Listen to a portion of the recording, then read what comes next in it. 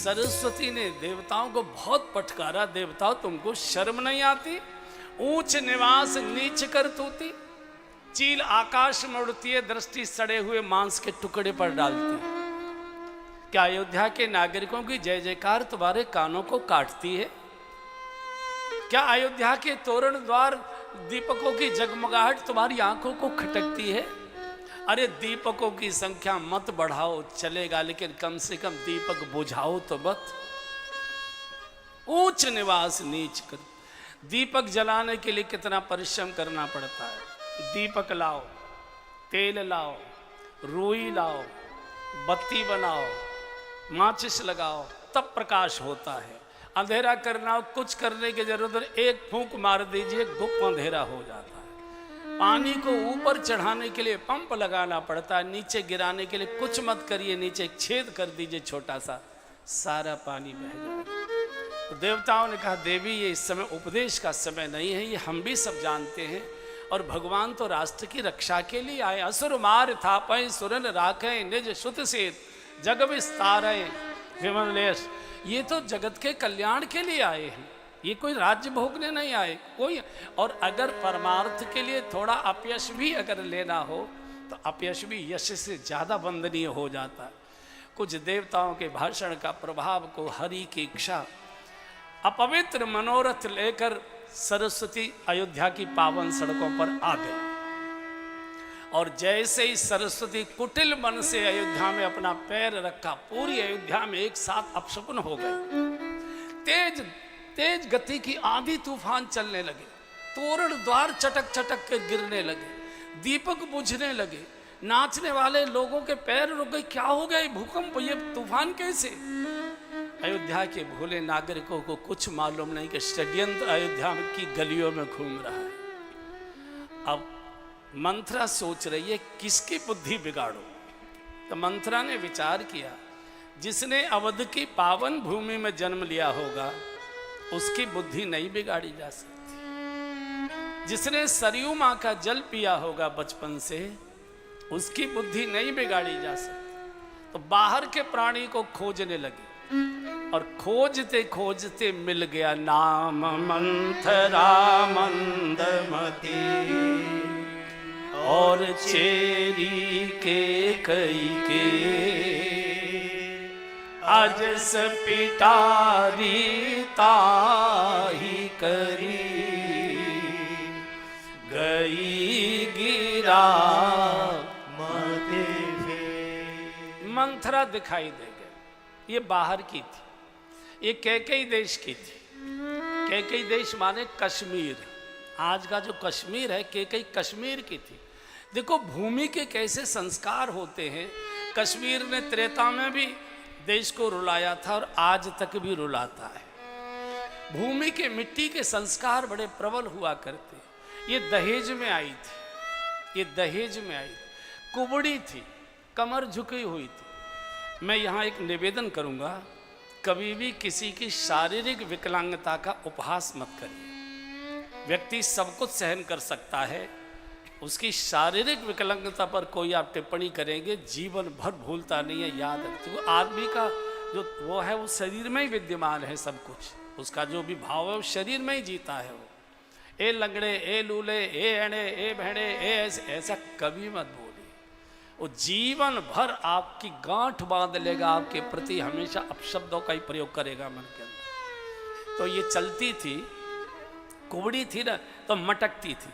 तो अयोध्या के ना, अरे वाह क्या सुंदर चाल है, देखो देखो इसके पैरों में घुंघरू बंधा दो, फिर इसकी चाल देखो ऐसे। तो ये बेचारी नौकरानी थी, सामान्य दासी थी, कुछ बोलती तो नहीं थी लेकिन बहुत मन में चिड़चिड़ाती थी। आज मेरी चाल पर हंस लो, एक दिन ऐसा रुलाऊंगी कि कोई आंसू पोंछने वाला नहीं आएगा। तो ये बाहर की, और ये मंथरा बंधु और बहनों कुसंग है। मंथरा कुसंग है, और कुसंग दास और दासी बनकर ही आता है, और मालिक बनकर फिर आपके सिर पर सवार हो जाता है। बहुत बड़े बड़े परिवार, मैंने राजे महाराजाओं के भी परिवारों में जाना हुआ देखा है, और बहुत अच्छे बड़े लोगों के भी परिवारों में देखा है। ये जो नौकर चाकर होते हैं, दाई बाबा, ये जो दाई और नौकर ड्राइवर आदि होते हैं, ये बड़े बड़े परिवारों के बच्चों को बिगाड़ देते हैं। अंदाज भी नहीं आता, आपको अंदाज नहीं आता। और जब तोते हाथ से उड़ जाते हैं तब केवल रोना बचता है और कुछ बचता नहीं। ये 2 कौड़ी की नौकरानी ये क्या करेगी? इस 2 कौड़ी की नौकरानी ने राज्यसभा के सर्वसम्मत निर्णय को पलटवा दिया। भगवान श्री राम के राज्याभिषेक महोत्सव को महा उदासी में बदलवा दिया। भगवान श्री राम को महल से निकालकर वन में भिजवा दिया। महाराज को असमय में मरने के लिए मजबूर कर दिया। महारानियों को विधवा करा दिया। पूरी अयोध्या को अनाथ करा दिया। और इस मंथरा का कोई बाल बाका नहीं कर पाया, कोई अयोध्या से इसे निकाल नहीं। और इतना ही नहीं है, 14 वर्ष की अवधि पूर्ण हो गई, भगवान वन से वापस अयोध्या आ गए, राज तिलक हो गया, प्रभु गद्दी पर बैठ गए, सब कुछ हो गया, मंथरा को नहीं निकाल पाए। मंथरा को नहीं निकाल पाए। एक बार जीवन में बुराई प्रवेश कर जाती है बंधुओं, चिता तक जाती है। अगर रंगीन बोतल किसी के भी आग्रह से, दुराग्रह से ले लो, कभी कभी तो ले लेना चाहिए। देखो शादी है, साले की शादी है, ये घूंट नहीं ले सकते हो। कई बार मैंने बड़े लोग देखे, आप तो नहीं ये सब लेते करते थे। अरे क्या बताएं, हमारा बड़ा वैसा काम है जो ज़मीनों के प्लॉटिंग के, इसके जन क्या कहते हैं अंग्रेजी में मुझे मालूम नहीं है। तो हमारे बड़े बड़े काम हैं, तो अफसरों को पटरी आने के लिए थोड़ी सी उनके साथ एक आधा घूंट पी लेते हैं। ये एक घूंट चिता तक बोतल साथ जाती है, पत्नी रो रो के प्राण छोड़ देगी, बालक बर्बाद हो जाएंगे, शरीर जर्जर हो जाएगा। ये बोतल अगर आ गई हाथ में तो फिर ये जाती नहीं है, साथ। इसलिए आप सत्संग न करें चलेगा, आप सत्संग न करें चलेगा। कृपया कुसंग मत करिए, कुसंग सत्यानाश कर देता। बरु भल बास नरक करता, बरु भल बास नरक करता, दुष्ट संग जनि दे विधाता,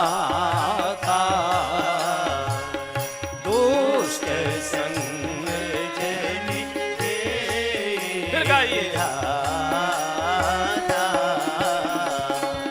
बरु भल बास नरक करता, बरु भल बास नरक करता,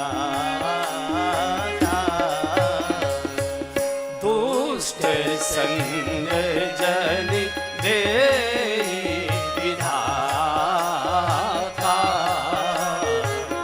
दुष्ट संग जनि दे विधाता, आजी दुष्ट संग जनि दे विधाता, दुष्ट संग जनि दे विधाता। नरक का वास भोग लीजिए, कुसंग मत करिए। कुसंग जन्मों तक जाता है, सत्संग भी जन्मों तक जाता है, लेकिन सत्संग कमजोर होता है। सत्संग, कांटे वाले पेड़ ज़्यादा ताकतवर होते हैं, खुशबू की फूल वाली बेलें नाजुक हुआ करती हैं, ऐसा समझ। बरुभल बास नरक करता था, दुष्ट संग जन देव।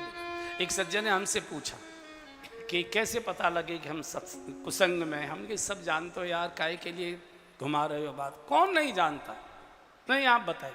हमने कि जिधर जाते समय कनखियों से बाएं दाएं देखना पड़े, जहां जाते समय धक धक धक धक होने लगे, जहां बैठकर घबराहट होने लगे कि कोई परिचित न आ जाए, जहां से उठकर बाहर आते समय दरवाजे पर बाएं दाएं देखना पड़े कि कोई जान पहचान वाला तो नहीं खड़ा है गली में, वो कुसंग है। मत जाइए, मत जाइए, मत जाइए।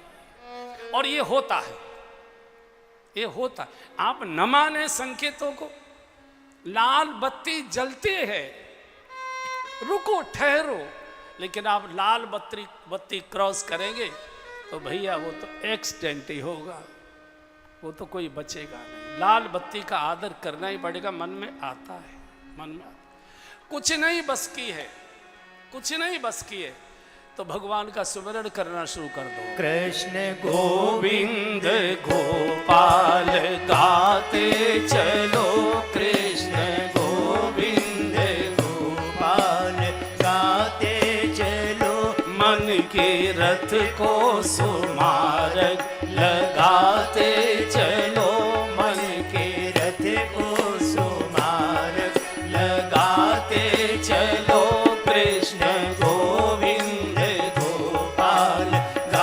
हर समय याद करो, हे प्रभु रक्षा करो। गोविंद गोपाल गाते चलो, देखना इंद्रियों के न घोड़े भगे, देखना इंद्रियों के न घोड़े भगे, इनको संयम के हरदम ही कोड़े लगे, इनको संयम के हरदम ही कोड़े लगे, मन के रथ को सुमार्ग लगाते चलो, मन के रथ को सुमार्ग लगाते चलो, कृष्ण गोविंद गोपाल गाते चलो, कृष्ण गोविंद गोपाल गाते चलो, काम करते रहो, नाम लेते रहो, काम करते रहो, नाम लेते रहो, पाप की वासनाओं से बचते रहो, पाप की वासनाओं से बचते रहो, नाम धन का खजाना बढ़ाते चलो, नाम धन का खजाना बढ़ाते चलो, कृष्ण गोविंद गोपाल गाते चलो, कृष्ण क्या होगा? गोविंद गोपाल गाते चलो, याद आएगी प्रभु को कभी ना कभी, याद आएगी प्रभु को कभी ना कभी, याद आएगी प्रभु को कभी ना कभी, याद आएगी प्रभु को कभी ना कभी, कृष्ण दर्शन तो देंगे कभी ना कभी, कृष्ण दर्शन तो देंगे कभी ना कभी, ऐसा विश्वास मन में जमाते चलो, ऐसा विश्वास मन में जमाते चलो, कृष्ण गोविंद गोपाल गाते चलो, कृष्ण गोविंद गोपाल गाते चलो। भगवान को पुकारो, उस समय अपने गुरु को पुकारो, अपने माता पिता की याद करो। मैं उनका पुत्र हूँ, मेरे बाप की कितनी इज्जत है शहर के अंदर। वो मुंह नहीं दिखा पाएंगे, उनको पता लगेगा कि उनका लड़का यहाँ बैठता है। बच जाओ, सिर खाली रहोगे। कल शायद मैंने बोला था, जिसका सिर खाली रहेगा वो बीमार होगा। या तो गर्मी है तो लू लगेगी, जाड़ा है तो ठंड लगेगी, जुकाम होगा, खांसी होगा, निमोनिया होगा, बरसात है तो स्नोफीलिया हो जाएगा, सड़र सड़र नाकें चलती रहेगी। सिर पर किसी को रखिए, सिर पर किसी, पहले गांव के बुजुर्ग लोग मुड़ासा रखते थे, टोपी रखते थे, गमछा रखते थे, तो कम बीमार होते थे। उस समय इतनी चिकित्सा की सुविधा भी नहीं थी। किसको रखें? अपने छोटे बच्चों को अपने सिर पर बड़ा बना के रखिए कि मेरे बच्चे अब समझदार हो गए हैं, मेरी हर गतिविधि को वो जानते हैं, इनके आगे मैं कैसे मुंह दिखाऊंगा, इनको कैसे रोक टोक करूंगा अगर ये बिगड़ेंगे तो।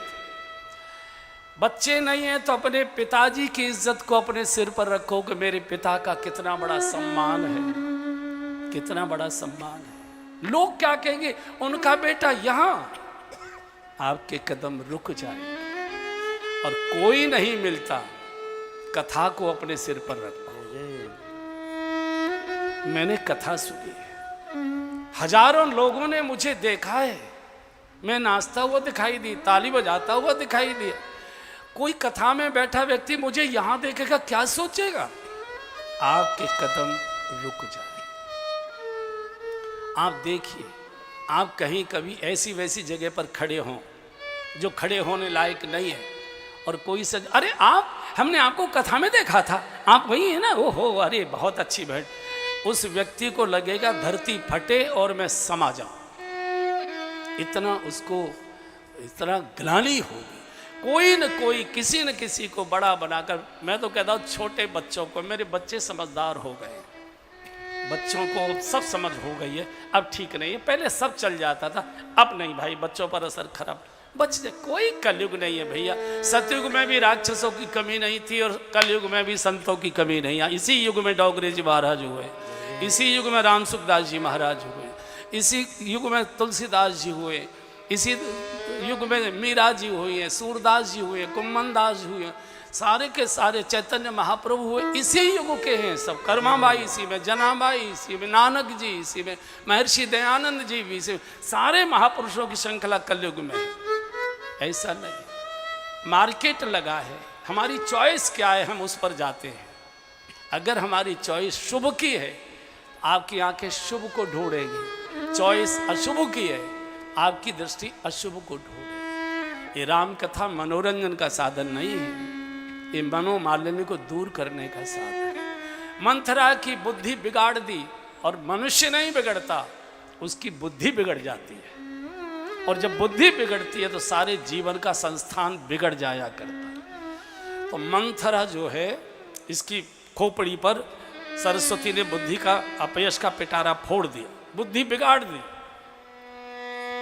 तो ये जब जय जयकार सुनी इसने, तो गलियों में से निकलकर लोग जाए, क्यों भैया ये जय जयकार क्यों हो रही है? अरे कुबड़ी, तुझे कुछ मालूम ही है, नाच, कल भगवान श्री राम राजा हो रहे हैं, उनके महोत्सव की सब तैयारियां हो रही हैं, राम राजा हो रहा है। एकदम आग लग गई, चूंकि बुद्धि बिगड़ गई ना, बुद्धि बिगड़ गई। हाँ करते लंबी लंबी सांसें लेकर अंदर गई। कैकेयी ने पूछा कि मंथरे क्या हुआ? बड़ी लंबी लंबी सांसें ले, और लंबी लंबी, अरे बता तो सही क्या हुआ? कुशल राम, मेरा राम तो कुशल है ना, मेरे महाराज तो कुशल है। कैकेयी सबसे पहले राम की कुशलता पूछती है, राम जी से बहुत प्यार करती है। कैकेयी जब पूजा घर में बैठा करती थी तो हाथ जोड़कर एक ही प्रार्थना करती थी, हे विधाता, इस जन्म में तुमने राम को कौशल्या के गर्भ में भेजा, अगले जन्म में राम मेरे गर्भ से आना चाहिए, मेरा बेटा होना चाहिए। जो दिन रात ये प्रार्थना करती थी, उसको कुसंग कैसा सत्यानाश करेगा। आज कोई कैकेयी का नाम रखने को तैयार नहीं होता अपनी बिटिया का, कैकेयी का नाम भी कोई लेना पसंद नहीं करता। तो बोले मेरा राम तो कुशल है ना। तो जैसे का राम तो कुशल, मुंह बना के कहा कि राम है छाड़ कुशल के, आज तो राम ही कुशल है, क्योंकि वो राजा हो रहे, जय जनेश दे युवराज। अरे राजा हो रहा है राम। इतनी खुश हो गई कैकेयी कि जितने कंठ में हार पहने थी सब गले में डाल दे रही। मंथरा कैसा सुंदर समाचार लेकर आई है, आज लगता है महाराज ने मेरी बात पूरी कर दी।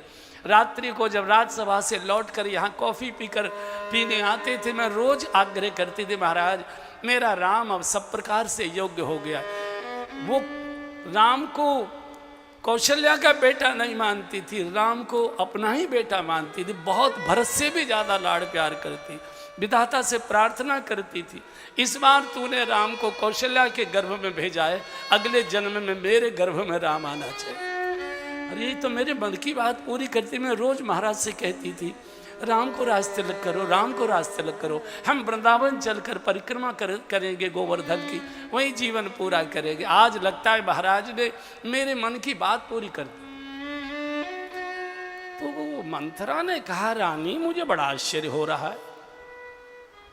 क्या आश्चर्य हो रहा है? बोले सौत का लड़का राजा बनेगा, इसमें तुम्हारा क्या, तुमको क्यों प्रसन्न होना है?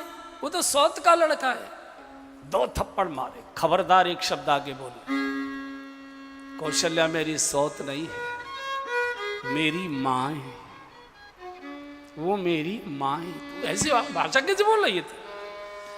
तो 2 थप्पड़ मारे, बोले हमें क्या मालूम था, हम तो अच्छी की लेकर आए थे, हमको तो ये फटकार मिल रही है। अब तो मन के कैसे एक भूल हो गई। कुसंग को बंधो लकड़ी से भी टच मत करिए।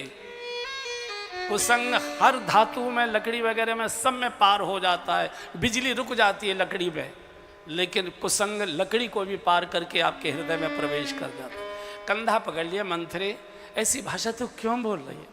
मुझे तो बड़ी प्रसन्नता हुई कि आज मेरे महाराज ने मेरे मन की बात पूरी कर दी। मैं रोज कहा करती थी मेरा राम का रास्ता तिलक करो, राम का रास्ता तिलक करो, आज तो ऐसी भाषा क्यों बोले? आज मेरी भी दाहिनी आंख सवेरे से बहुत फड़क रहे, दहीनी आंख नित फरक मोरी। तो ये क्या कहना चाह? अब नहीं हम बोलेंगे, हम कुछ नहीं बोलेंगे, हम तो दासी की दासी रहेंगे। दासी छाड़ अब हो वो कि रानी, हम महारानी तो बन नहीं जाएंगे। चूँकि हमने आपका खाया पिया है, आपका दिया पहना है, इसलिए हमको आपका अहित नहीं दिखाई, वो सहन किया गया। अब हम कुछ नहीं बोलेंगे। कंधा पकड़ के अरे बता, तो बोले बिल्कुल नहीं बताओगे, बिल्कुल नहीं, हमको पिटना नहीं। और कुसंग को अगर गलती से भी टच कर लिया तो कुसंग आपका मालिक बन जाएगा, चोटी पकड़ कर आपको नचा देगा, और वही होगा। मंथरा ने कहा कि हमको कहने में झिझक लग रही, जो हम सुनकर आए हैं वो हमसे बोला नहीं जा रहा। केकई ने कहा मंथरे तू मेरी गुरु और मैं तेरी चेली, बोल तू क्या कहना चाहती है? बोले हमने सुना है कि राम कल युवराज राजा होने जा रहे हैं और राजमाता कौशल्या जी बनेंगी, और आप और भरत अगर नौकर नौकरानी बनकर उनके रहना चाहें तो रह सकते, नहीं तो उठा के जेल में बंद कर दी जाएगी। केकई अहंकारिणी बहुत थी, बहुत वीर थी, बहुत बुद्धिमान थी। महाराज दशरथ के साथ युद्ध में भी जाया करती थी। केकई बहुत समझदार होशियार थी, और बुद्धिमान व्यक्ति अहंकारी भी बहुत होता है। अहंकार जग गया कुसंग के प्रभाव से। मैं और नौकरानी, मैं भी राज परिवार की बिटिया हूँ, मैं नौकरानी नहीं बनूंगी। प्राण छोड़ना मुझे मंजूर है, जीवन भर मायके में रहूंगी, मैं नौकरानी नहीं रहूंगी। मंथरे बोल क्या करना है अब? मंथरा ने होठ दांत से दबा लिए, बोले बात अब हो जाएगी। बोले मानोगी? बोले जो तू कहेगी, अब तू मेरी गुरु, मैं तेरी चेली। ये है कुसंग।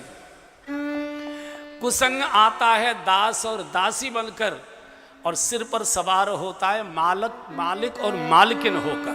बड़े बड़े परिवारों के लोगों को कुसंग ने मिट्टी में मिला दिया। बोल क्या करें? बोले मेरी मानोगी? बोले बिल्कुल मानूंगी। ऐसा करो कि पहले तो ये गहने उतारो और ये रेशमी साड़ी उतारो, मोटी मार्किन की धोती पहनो, सारे सुहाग चिन्ह उतारो, केश खोल दो, कमरे की लाइट बुझाओ और धरती पर लेट जाओ। कोप भवन में चली जाओ, कोप भवन में चली जाओ। और बंधु ये कुसंग है जो कनक भवन से निकाल कर कोप भवन में भेज देता है। ये कुसंग है जो जीवन के प्रकाश को बुझाकर अंधेरे में ठोकर खाने के लिए मजबूर कर देता है। ये कुसंग है जो जीवन की दिवाली को अंधकार में परिवर्तित कर देता है। सत्संग भले ही मत करो तो चलेगा, लेकिन कुसंग मत। फिर गालो चौपाई, बरु भल बास नरक करता, बरु भल बास नरक करता, दुष्ट संग जनि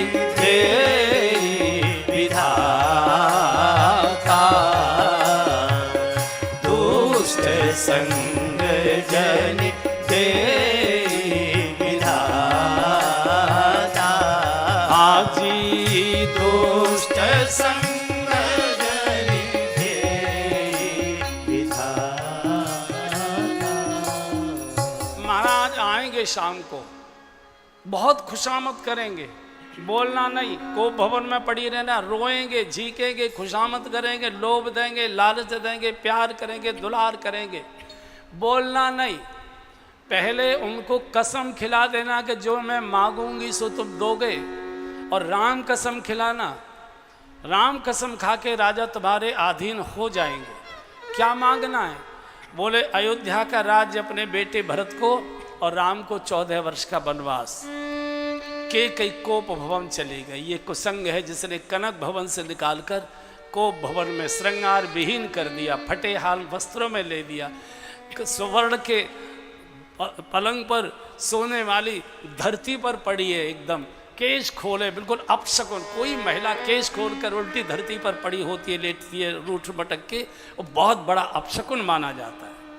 इधर राज्यसभा की सारी व्यवस्थाएं कार्रवाई पूरी कर, सारे सचिवों को फूल कौन लेकर आएगा, समस्त सागरों का जल कौन लेकर आएगा, समस्त पवित्र नदियों का जल कौन लेकर आएगा, सब प्रदेशों की मिट्टी कौन लेकर आएगा, सब तीर्थों का जल कौन लेकर पूरी सारी व्यवस्थाएं करके, और आज बड़े प्रसन्न मन से बूढ़े राजा राजसभा से कैकेयी जी के भवन में, इनका नियम था कि राजसभा से जब आते थे तो पहली कॉफ़ी कैकेयी के यहाँ पीते थे, फिर कौशल्या जी के भवन में जाते थे। तो आज बड़े प्रसन्न, कैकेयी रोज मुझे कहती थी राम का राज तिलक करो, राम का राज तिलक करो, आज सरप्राइज दूंगा, आज अचानक बोलूंगा कैकेयी तेरे मन की बात मैंने पूरी कर दी। लेकिन बूढ़े धर्मात्मा सीधे सरल दशरथ जी को ये मालूम नहीं है कि तुम्हारा सत्यानाश हो चुका है। कुसंग ने सत्यानाश का बीज बो दिया है। और गोस्वामी लिखते सांझ समय सानंद, आनंद का भी और ज्यादा आगे सानंद, सांझ समय सानंद और गए के कई गवन निठुरता निकट किए जनु धरि दे हसने। भारी भारी कथा कहते कहते सबके सिर में मुझे लगता है भारापन आ गया होगा है? थोड़ा थोड़ा सिर भारी हुआ है कि नहीं हुआ होगा? थोड़ा थोड़ा सा एक बढ़िया सा भजन गा लो। वीर हनुमाना अति बलवाना राम नाम रसियो रे प्रभु मन बसियो रे। वीर हनुमाना अति बलवाना राम नाम रसियो रे। हनुमान जी रक्षा करेंगे। प्रभु मन बसियो रे। वीर हनुमाना अति बलवाना राम नाम रसियो रे। प्रभु मन बसियो रे। बजरंग बाला फेरू तेरी माला। बजरंग बाला फेरू तेरी माला। बजरंग बाला फेरू तेरी माला। बजरंग बाला फेरू तेरी माला। अरे संकट हरियो रे प्रभु मन बसियो रे। संकट हरियो रे प्रभु मन बसियो रे। वीर हनुमाना अति बलवाना राम नाम रसियो रे। प्रभु मन बसियो रे। वीर हनुमाना अति बलवाना राम नाम रसियो रे। प्रभु मन बसियो रे। जो कोई आवे अर्जी लगावे। जो कोई आवे अर्जी लगावे। जो कोई आवे अर्जी लगावे। जो कोई आवे अर्जी लगावे। अरे सबकी सुनियो रे प्रभु मन बसियो रे। सबकी सुनियो रे प्रभु मन बसियो रे। वीर हनुमाना अति बलवाना राम नाम रसियो रे। प्रभु मन बसियो रे। वीर हनुमाना अति बलवाना राम नाम रसियो रे। प्रभु मन बसियो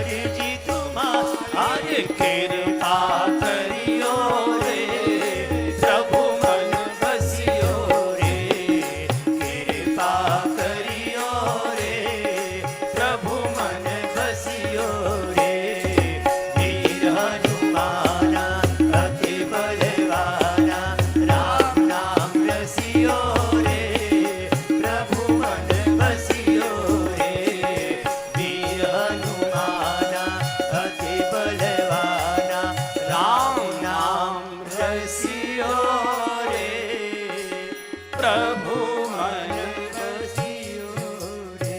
दोनों हाथ उठाकर आलस चला जाए। बोलिए श्री हनुमान जी महाराज की जय। सांझ समय सानंद रप गयो के कई के।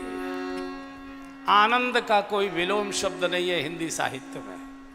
हर शब्द का कोई न कोई विलोम है, आनंद का कोई विलोम शब्द नहीं।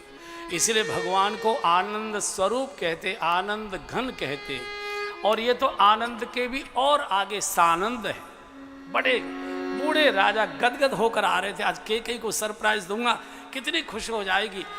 रोज कहती थी राम का रास्ता करो, राम का रास्ता। अचानक इनको मालूम नहीं था कि सत्यानाश तुम्हारे दरवाजे पर बैठा हुआ है।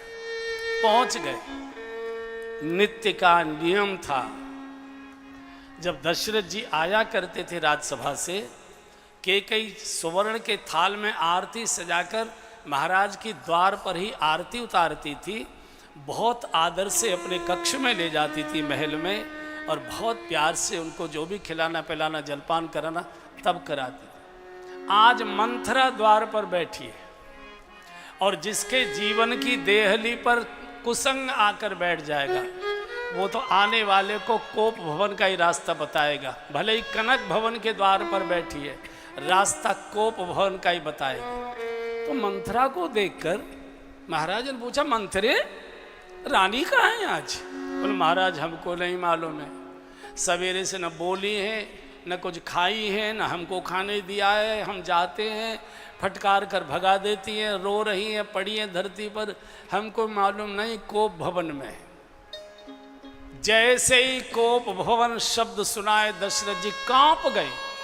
कोप भवन सुनि सकुचे उराऊ कोप भवन सुनि सकुचे उराऊ भयवश अगहुण परई न पाऊ भयवश अगहुण परई न पाऊ सुरपति बसह बाहुबल जाके सुरपति बसह बाहुबल जाके नरपति रहि सकल रुख ताके नरपति रहि सकल रुख ताके सो सुन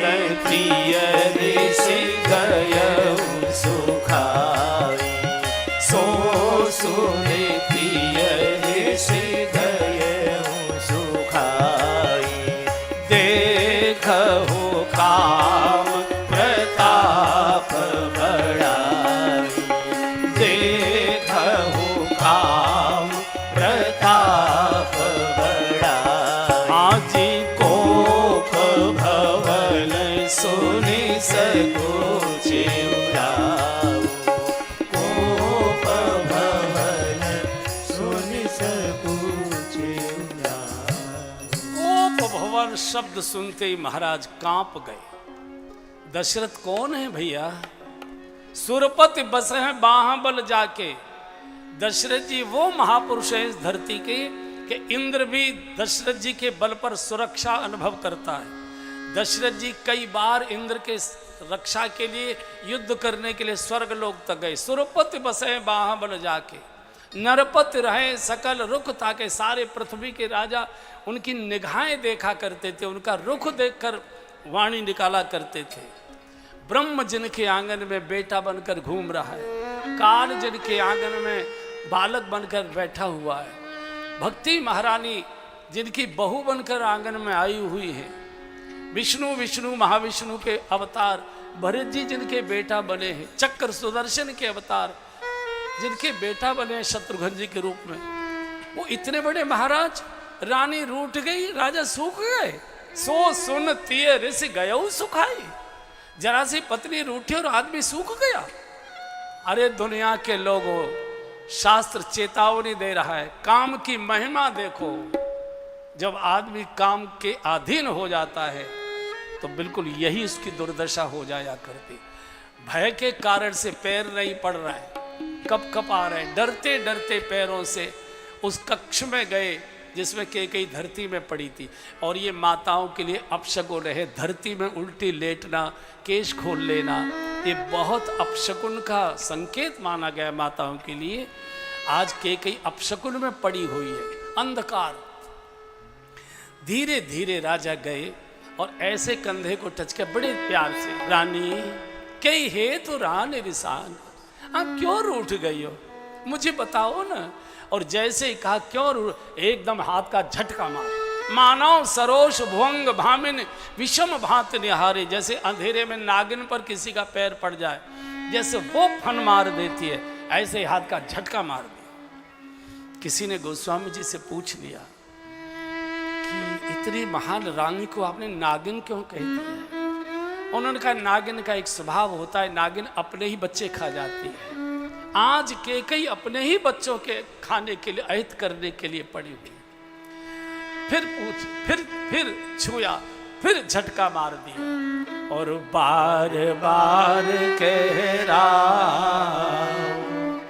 सुमुखी सुलोचन पिक वचनी, कारण मोहि सुना गजगामिनी निज को। ये भाषा दशरथ जी जैसे धर्मशील राजा के मुख से शोभा नहीं देती, और जिस आयु के इस समय दशरथ जी हैं उस आयु में भी ये शब्द शोभा नहीं देते। दांत उखड़ चुके हैं, मुकुट तिरछा हो चुका है, बाल सफेद हो चुके हैं, 4 जवान बेटे घर में आए हुए हैं, 4 बहुएं आंगन में आ चुकी हैं, और तुम इस समय कल इतना बड़ा महोत्सव अवध में होने जा रहा है और तुम रात्रि को रानी के साथ काम क्रिया। और शब्द क्या, हे सुमुखी, हे सुलोचनी, हे कोकिल बैनी, हे गजगामिनी।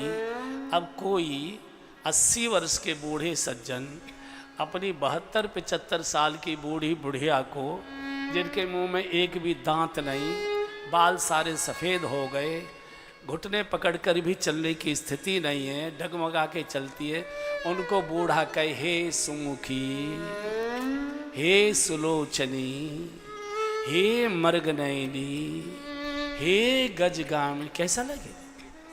हर शब्द की एक आयु होती है, एक समय होता है। ये शब्द एक समय अच्छे लगते हैं, उसके आगे अच्छे नहीं लगते। और 4 जवान बेटे बहुएं तुम्हारे आंगन में, इतना बड़ा कल महोत्सव हो रहा है, और बेटे को कहा है, उपदेश कराया, राम करो सब संयम आजो। तुम्हारा कल राजतिलक होने वाला, सब प्रकार का मनसा वाचा कर्मणा संयम करना तुमने गुरु से उपदेश कराया है। राम करो सब संयम आजू, जय विद कुशल निभाए काजू।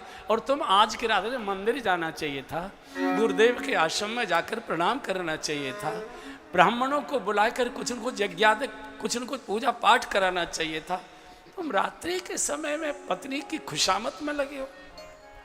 जैसे ही छूते धक्का मार दे, वो समझ गए रानी कुछ न कुछ मांगना चाहती। ऐसे समय में रानी रूठती मटकती है, कुछ न कुछ। अरे रानी बोल, तुझे क्या चाहिए?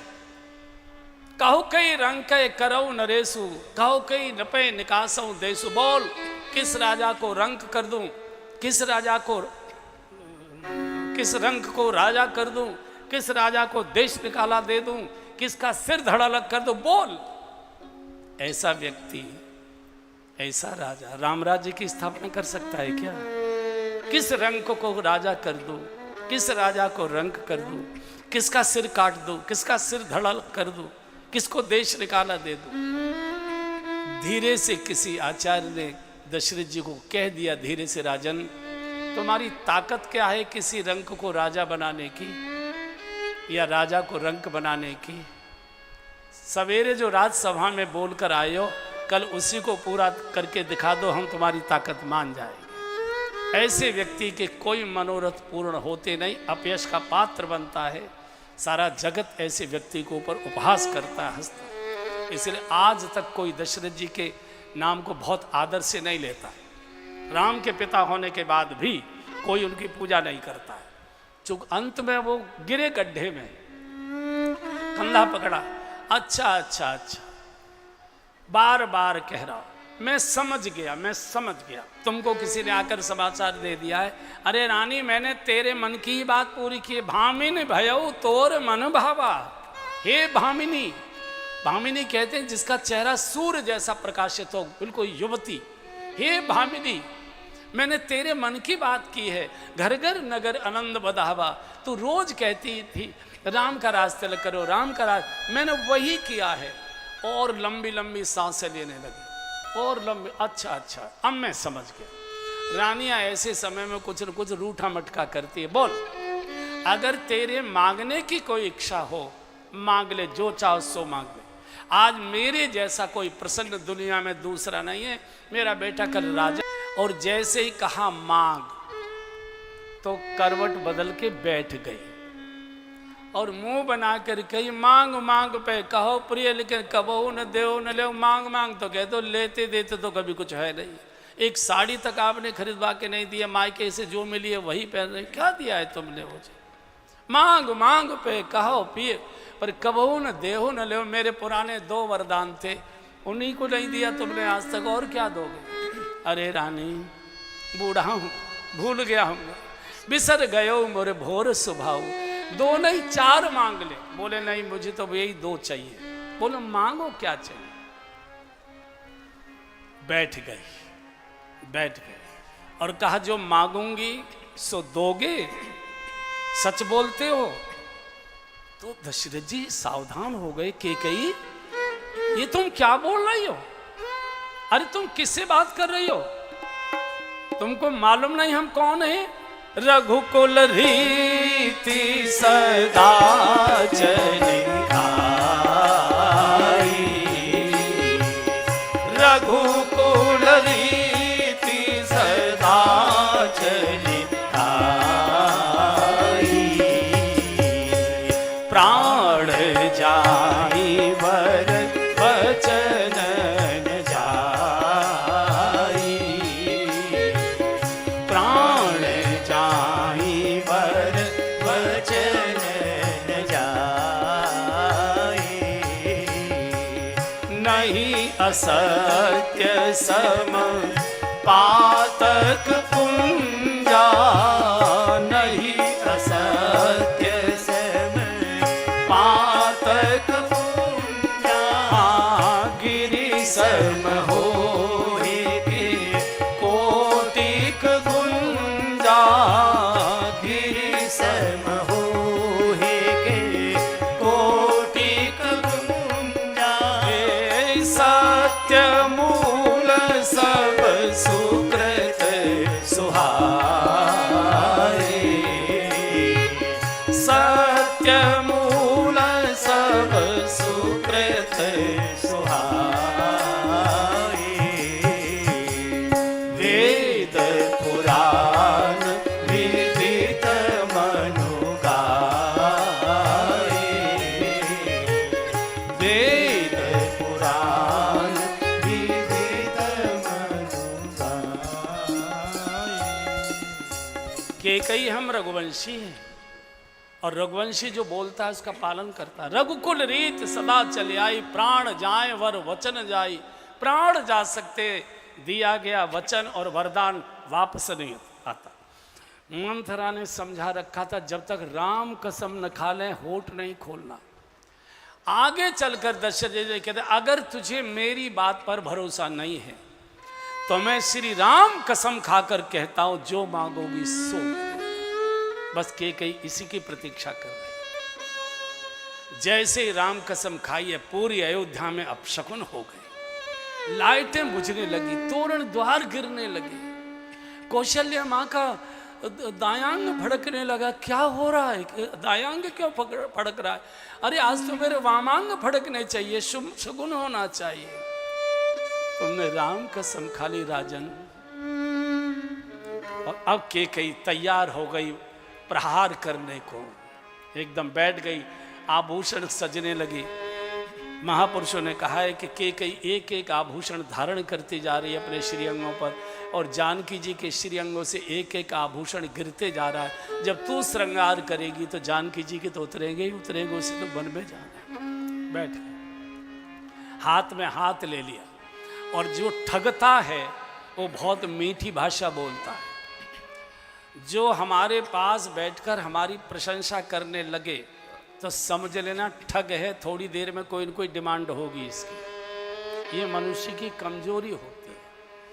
क्या क्या शब्द बोले? सुनहु प्राण प्रिय भावत जी का, सुनहु प्राण प्रिय भावत जी का, देहु एक वर भरत ही टीका, देहु एक वर भरत ही टीका, मांगहु दूसर वर कर जोरी, मांगहु दूसर। सब गाया करिए, अच्छी चौपाई है।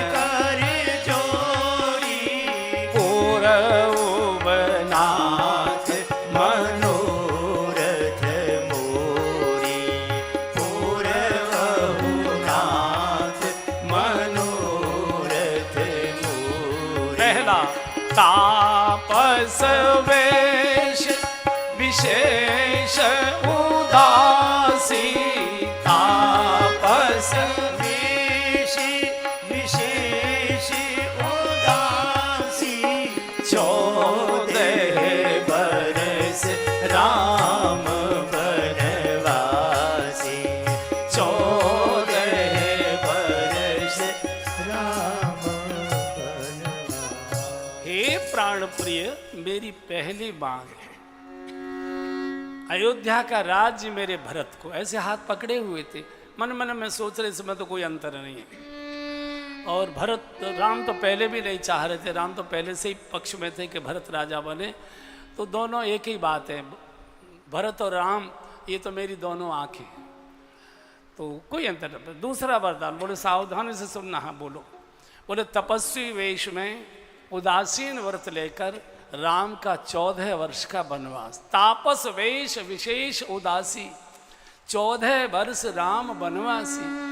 दूसरा वरदान बोला, दशरथ जी का हाथ, कैकेयी के हाथ दशरथ जी के हाथ से कब छूट गया पता ही नहीं लगा। मुंह खुला का खुला, फटा का फटा रह गया, आंखें खुली की खुली रह गई। जैसे दशरथ जी की संगमरमर की प्रतिमा कैकेयी के सामने रख दी, बिल्कुल ऐसे। कैकेयी ने हिलाया, क्या हुआ राजन, मैंने कुछ गलत मांग लिया था? मांग लिया क्या? क्या समझते थे मैं चना चबेना मांग लूंगी? पहले किस बात के लिए कहा था कि रघुकुल रीत सदा चली आई, प्राण जाए वर बचन जाए। ये स्त्रियों की तरह रोने का नाटक कर रहा था, तो काय के लिए कहा था कि जो चाहोगी सो मांग लो, नहीं देना है मना कर दो। आप सत्यसंध हैं, बदनामी होगी आपकी, मेरे ऊपर कोई फर्क नहीं पड़ता, मैं वापस ले लेता। जैसे इतनी कठोर वाणी कैकेयी ने बोली, एकदम अंक में ले लिया। कैकेयी मेरी रानी, तू कितनी भोली भाली सीधी सरल, अरे तू अपने मुख से कहती थी। ये कोई हंसी मजाक का समय नहीं है, मजाक हो तो छोड़ दे, चूंकि मेरे प्राण चले जाएंगे। तू जानती है कि बिना राम के मैं जीवित नहीं रह सकता। क्या राम के जाने के बाद मैं जीवित रह पाऊंगा? अरे विश्वामित्र जी थोड़े दिन के लिए मांग कर ले गए थे, मैंने कैसे एक एक दिन अपने प्राणों की रक्षा की है। अगर मेरे बालक ने कोई अपराध कर दिया, वैसे तो बैरू राम बड़ाई करही, बोलन मिलन विनय मन हरई, मेरे बालक की मेरे दुश्मन भी प्रशंसा करते। मैं बूढ़ा राजा, कोई भूल मुझसे हो गई होगी रानी, इतना बड़ा प्रहार मत कर। दूसरा वर्ष असमंजस मांगा, पहले में मुझे कोई आपत्ति नहीं है, भरत को सवेरे ही ननिहाल से बुलाकर पहले राज से ल करूँगा, लेकिन मैं कैसे कहूँगा बेटा तुझको वन को जाना है। मैं कहूँगा मेरा बालक बहुत भोला भाला बहुत सीधा है, चला जाएगा, कुछ बोलेगा नहीं। लेकिन अगर उसने पूछ लिया पिताजी मैं वन जा रहा हूँ, आपकी आज्ञा है, शिरोधार करता हूँ, लेकिन मेरा अपराध तो बता दीजिए, मुझसे क्या अपराध हो गया ताकि वन में जाकर मैं उसका प्रायश्चित कर लूँ, मैं क्या उत्तर दूंगा। जिस समय कौशल्या दहाड़ मारती हुई पछाड़ खाती मेरे कदमों में सिर रख कर रोएगी, मेरे राम ने क्या अपराध कर दिया, मुझे वन में निकाल दीजिए, मुझे निकालो घर से, मेरे राम को मत जाने दी, मैं क्या उत्तर दूंगा। रानी तुमने ये क्या कर लिया, किसने तेरी बुद्धि बिगाड़ दी। अगर मुझसे कोई भूल हुई होगी मैं बूढ़ा राजा तुमसे क्षमा मांगता हूँ।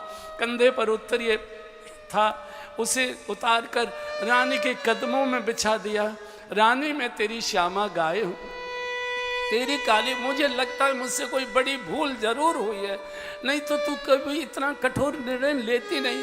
मुझे बूढ़े को क्षमा कर दो, कुछ दिनों के लिए भरत के आने तक मुझे मेरे प्राण भीख में डाल दो, मैं तुमसे अपने प्राणों की भीख मांगता हूँ। और उत्तरी डालकर जैसे हाथ बढ़ाकर कैकेयी के कदम पकड़े, चरण पकड़े और सिर झुकाना ही चाहते थे, इतनी जोर से धक्का मारा, पीछे खम्बा था, सिर जाकर टकराया, रक्त के फुहार फूट पड़े और एकदम चीख कर बोली क्या समझते थे, क्या चना चबेना मांग लो, नहीं देना था तो ये सत्यवादी का नाटक क्यों, स्त्रियों की तरह रोने से लाओ। फिर आगे बढ़े रानी, मुझे मालूम है कोई न कोई बड़ा पाप अपराध मुझसे हुआ है, दूसरे वरदान में थोड़ा परिवर्तन है, तुझे तो मालूम है कि मैं बिना राम के जीवित नहीं रह पाऊंगा, वशिष्ठ आश्रम में रहने की मेरे बेटे को अनुमति दे दो, कभी कभी मैं जाकर उसे देख आया करूंगा, मैं जीवित बना रहूंगा। रानी मैं तेरी श्यामा गाय हूँ, तात के लिए गौ हत्या मत करो, मैं तेरी भोली भाली श्यामा गाय हूँ, गाय समझकर मुझे कुछ दिनों के लिए प्राण भीख में दे दो। और फिर पैर पकड़े, फिर इतनी जोर का धक्का मारा, फिर टकराए हैं और चीख कर बोले होत प्रात मुनिवेश धर, जोन राम बन जाए, मोर मरण राउर अजस नप समझे मन माए। अगर प्रातःकाल होते होते राम बन को नहीं गए, मैं प्राणांत कर लूंगी, तुमको अपयश लगेगा कि सत्यवादी राजा असत्यवादी हो। जब महाराज को लग गया कि मानेगी नहीं, चीख पड़े अरे पापिन, अरे बैरिन, अरे डाइन, मुझे नहीं मालूम था कि आज दिन का शाम मेरे आज के दिन के लिए ही तू मेरे साथ है। कैसी भोली भाली कौशल्या माँ, कभी एक शब्द बोला नहीं और मैं तेरी कैसी कैसी मीठी बातों में फंस गया। हे भोलेनाथ, हे शंकर भगवान, हे अवडरदानी, मैंने जीवन भर आपकी सेवा पूजा की है, मेरे प्राणों की रक्षा करो, मेरे राम को समझा दो कि मेरी आज्ञा का पालन न करे, मुझे मेरी आज्ञा को ठुकरा दे। हे सूर्य नारायण, आप हमारे कुल के पुरखे हो, मैं हाथ जोड़कर प्रार्थना कर रहा हूँ, आप कल उदित मत होना। अगर आप कल उदित हो गए, सूर्य वंश का सूर्य दशरथ सदा सदा को डूब जाएगा, आप कल उदित मत होना। अरे कोई मेरी बात सुन रहा हो तो मेरे राम को जाकर समझाओ कि मैं जो कुछ कहूँ मेरी बात माने नहीं, मुझे इस पापिन के यहाँ से निकालो, कौशल्या की गंगा रूपी गोद में ले जाकर मुझे डाल दो। अरे पापिन, बस मेरा तेरा कोई संबंध नहीं, आज से तू मेरी पत्नी नहीं, मैं तेरा पति नहीं, मेरा कोई संबंध नहीं। मूर्छित होकर गिर पड़े। अयोध्या के नागरिकों को भी कुछ पता नहीं। प्रातःकाल हुआ तो हजारों लोग आ गए, सबको ये जानकारी हो गई थी कि महाराज रात्रि को कैकेयी के भवन में रुके हैं। सब हजारों की भीड़ द्वार के बाहर खड़ी है कि महाराज निकलेंगे, बधाइयाँ देंगे। तो इतने में सुमंत्र आते हैं कैकेयी के भवन में, और जब सुमंत्र ने महाराज को मूर्छित अवस्था में रक्त से लथपथ देखा तो कैकेयी से कहा, महारानी मेरे महाराज को क्या हो गया, मैं मंत्री हूँ, मुझे राज्य को समाचार देना है, ये क्या स्थिति हो गई। तो सूखे से मुख से कह दिया कि परीन राज है नींद निश, हेतु जान जगदीश, राम राम कर भोर किए, राम राम रट भोर किए, कहो न मरुम महिष। ये पूरी रात राम राम करते रोते रहे, तुम ऐसा करो, ये राम को कुछ कहना चाहते हैं, जल्दी से राम को बुला कर लाओ। सुमंत्र घबरा गए, कोई बड़ा षड्यंत्र हो गया। भगवान के भवन में गए, प्रभु पूजा में बैठे थे। सुमंत्र जी का महाराज दशरथ जैसा सम्मान था राज परिवार। भगवान ने प्रणाम किया, आप बोले हाँ, इस समय पिताजी ने आपको बुलाया है, चलिए। भगवान नंगे चरण दौड़ कर आए, नंगे चरण। भगवान जानते हैं कि अगर सुंदर वस्त्राभूषण धारण करूंगा तो थोड़ी देर बाद उतार नहीं है, अब इन्हीं के ऊपर पूजा के वस्त्रों के ऊपर वलकल पहल कर निकल जाएंगे। और जैसे ही केकई के भवन में आए, सन्नाटा, रक्त से लथपथ पिता मूर्छित पड़े। बस कभी कभी हा राम, हा राघव, हा राम, हा राघव, माँ को प्रणाम किया। भगवान ने कहा, माँ मेरे पिताजी को क्या हो गया? मोई कहो मात तात दुख कारण। अरे जिनके चार चार जवान बेटे घर में बैठे हो, उनके बूढ़े पिता को ऐसे तड़पना पड़े, रोना पड़े, माँ क्या हुआ मुझे बताओ। केकई ने कहा, बेटा कोई बहुत बड़ी बात नहीं है। परीन राजय नींद निश, हे तु जान जगदीश, राम राम रट भोर किए, कहो न मरुम महीश। रात भर राम राम करके रटते रहे हैं। कल रात तेरे पिताजी मेरे भवन में आए थे, मुझसे बोले कि आज बहुत प्रसन्न हैं, हमसे कोई वरदान मांगो। मेरे 2 वरदान उधार थे, मैंने दोनों वरदान मांग लिए। एक वरदान में अयोध्या का राज्य भरत को मांग लिया, दूसरे वरदान में तेरे लिए 14 वर्ष का वनवास मांग लिया। दूसरे वरदान को सुनकर तेरे पिता सहन नहीं कर पा रहे। ये स्थिति इनकी हो गई, बेटा अगर अपने पिता को अपयश से बचाना चाहते हो तो तुरंत वन को चले जाओ। अगर तुम्हारे रहते इनके प्राण निकल गए, इनको नरक भोगना पड़ेगा। हमारे परिवार का कोई राजा नरक नहीं गया है बेटा। इतना जब कहा, थोड़े से कान में सुनाई पड़ा, एकदम चीख पड़े, नहीं बेटा नहीं राम, ये माँ नहीं है, ये डायन है, इसकी बात नहीं सुनना। एकदम भगवान तो के कैसे लिपट गए। सुन जननी सोई सुत बड़ भागी, सुन जननी सोई सुत बड़ भागी, जो पितु मातु वचन अनुरागी, जो पितु मातु वचन अनुरागी, तनय मातु पितु तोषनिहारा, तनय मातु पितु तोषनिहारा, दुर्लभ जननी सकल संसारा, दुर्लभ जननी सकल संसारा, भरत प्राण प्रिय पावहि राजू, भरत प्राण प्रिय पावहि राजू, विधि सब विधि मोहि सन